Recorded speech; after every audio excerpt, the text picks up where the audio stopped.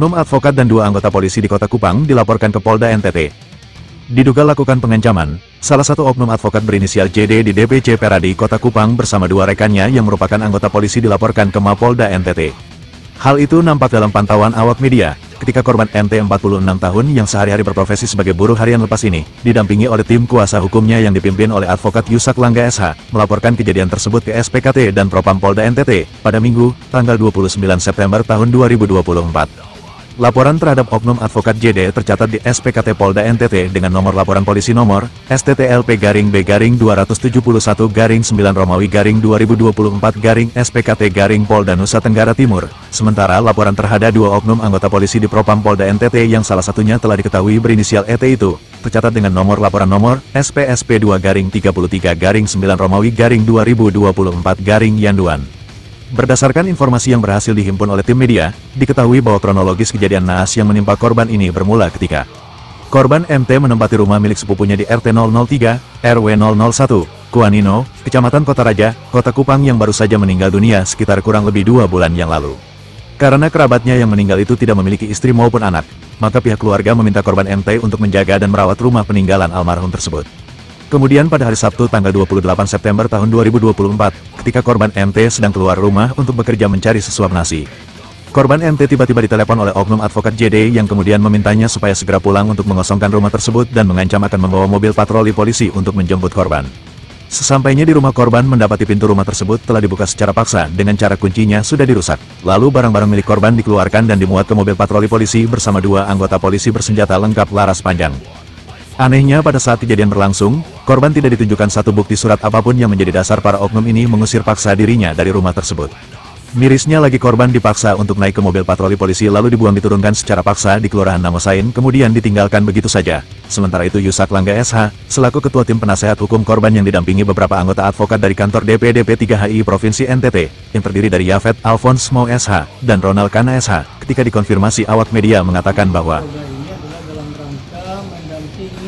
klien kami, Om Tinus ini adalah juga korban pengancaman dan juga ada menyangkut propertinya juga ada kerusakan dan juga diduga ada kaitan dengan pelanggaran HAM pasal 40 Undang-Undang nomor 3199 itu tentang merampas hak kemerdekaan orang. Nah, dugaan tindak pidana ini kami menduga sesuai dengan kajian yang sudah kami kaji, maka diduga dilakukan oleh beberapa oknum, diantaranya adalah oknum polisi yang nantinya dijelaskan oleh kawan kami, kemudian ada oknum pengacara dan juga ada oknum ketua RT dan RW. Nah, perbuatan para terduga ini sangat meresahkan sekali sehingga hal yang menurut kami setelah melakukan kajian secara mendalam apa yang disampaikan oleh klien kami ini, maka tidak ada solusi lain. Kami harus membuat pengaduan ke Polda untuk meminta supaya kalau dapat pihak kepolisian mendalami dugaan tindak pidana yang sudah saya sebutkan tadi itu agar ke depan klien kami ini merasa nyaman. Nah, ini berawal dari klien kami ini dikeluarkan secara paksa dari dalam rumah miliknya itu di Kelurahan Kuanino. Oleh karena itu kami berdasarkan 2 laporan ini kami berharap ya penyidik Polda NTT secara objektif, transparan dapat melakukan tindak lanjut. Yang dimaksud adalah laporan tindak pidana umum LP-nya, kemudian ada juga laporan tindak pidana di Yanduan Polda NTT karena ada oknum anggota yang diduga di dalamnya melanggar kode etik yang kami duga. Saya kira begitu. Jadi untuk selengkapnya mungkin kawan-kawan yang akan menjelaskan lebih lanjut. Terima kasih.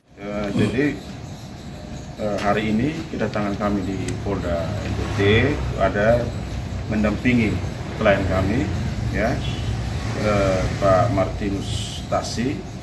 Di sini kami ada 2 laporan polisi. Jadi yang tadi dijelaskan Bapak Yusak tadi itu pidana umumnya itu LP-nya nomor 271. itu laporan tindak pidana umumnya. Kemudian ada juga laporan yanduan di Propam, yaitu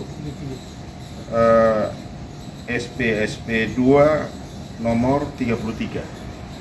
Di sini ada pelapornya adalah klien kami Pak Martinus Tasi, kemudian terlapornya ada 2 oknum polisi, yaitu satu berinisial ET, kemudian yang satu namanya belum diketahui. Nah, harapan kami kiranya laporan ini bisa ditindaklanjuti oleh pihak Propam untuk terkait dengan kode etik, karena kami sebelum kesini juga kami sempat bertemu dengan ketua RT setempat, yaitu RT 03 RW 01 Kelurahan Wanino, dan kami menanyakan terkait dengan kehadiran dari pihak kepolisian dari Polresta Kupang, itu terkait dengan kehadiran kepolisian menggunakan alat negara berupa mobil, kemudian membawa senjata, dan diduga mereka melakukan tindak pidana pengancaman terhadap klien kami. Kemudian yang berikut, mereka juga memaksa klien kami untuk mengambil secara paksa. Jadi dia diangkut menggunakan mobil patroli, mobil polisi beserta barang-barangnya, kemudian dibawa ke bilangan Namosain dan dibuang begitu saja. Dibuang beserta barang-barangnya di situ saja di jalan. Nah, hal-hal seperti ini yang kami sangat sayangkan. Kenapa kok sebagai seorang anggota polisi seharusnya melindungi dan mengayomi masyarakat, kok malah menculik dan membawa dan dibuang begitu saja. Kalau toh klien kami itu melakukan kesalahan atau melanggar tindak pidana hukum, maka ya harusnya dibawa ke kantor polisi atau prosesnya seperti kasus-kasus yang biasa ditangani oleh polisi, bukannya dibawa lalu langsung dibuang begitu saja. Jadi harapan kami semoga 2 laporan ini bisa ditindaklanjuti oleh pihak penyidik dan kasus ini bisa ada titik terangnya sehingga memberikan rasa aman dan nyaman bagi klien kami. Baik Pak Oscar, sebelumnya mungkin bisa diceritakan apakah ada persoalan antara klien Bapak dengan terlapor? Informasi yang kami terima dari klien kami itu tidak ada persoalan. Nah, jadi tiba-tiba saja dia di tempat kerja lalu ditelepon oleh oknum pengacara inisial JD, diancam lalu disuruh pulang karena rumahnya mau dikosongkan. Nah, kemudian dia ancam lagi, dia bilang kalau Pak tidak pulang cepat maka kami akan jemput dengan mobil patroli. Ya, dasarnya apa mereka mau melakukan pengosongan? Dari klien kami juga bingung karena dia merasa bahwa tidak punya persoalan dengan orang-orang yang ada di rumahnya dia di TKP itu. Baik, jadi tindak pidana yang dilanggar para terlapor ini seperti apa? Mungkin Bapak bisa jelaskan? Tindak pidananya mereka melakukan pengrusakan terhadap rumah karena waktu klien kami berangkat kerja itu kan rumahnya kosong dalam keadaan terkunci. Kemudian melakukan intimidasi, pengancaman, kemudian melakukan merampas hak kemerdekaan dari klien kami. Saya tambahkan sedikit, jadi begini. Kami di dalam membuat laporan ini ada beberapa pasal yang meliputi dugaan tindak pidana yang kami ajukan, tapi dari pihak SPKT meminta agar satu pasal dulu yang digunakan sebagai tanda untuk terima laporan. Nanti untuk didalaminya baru akan dikembangkan lebih lanjut. Tetapi kami perlu sampaikan bahwa yang jelas bahwa kami menekankan kepada pihak penyidik tadi bahwa pasal 328 itu harus menjadi prioritas. Merampas hak kemerdekaan orang, ambil orang secara paksa dari rumah tanpa sebab musabab. Yang berikut, kalau tuh ada sengketa, kalau tuh ada tindak pidana lain, kan prosesnya kan di lembaga masing-masing. Tindak pidana perdata, tidak terjadi perselisihan perdata, maka itu di pengadilan. Kalau tindak pidana, maka di kepolisian.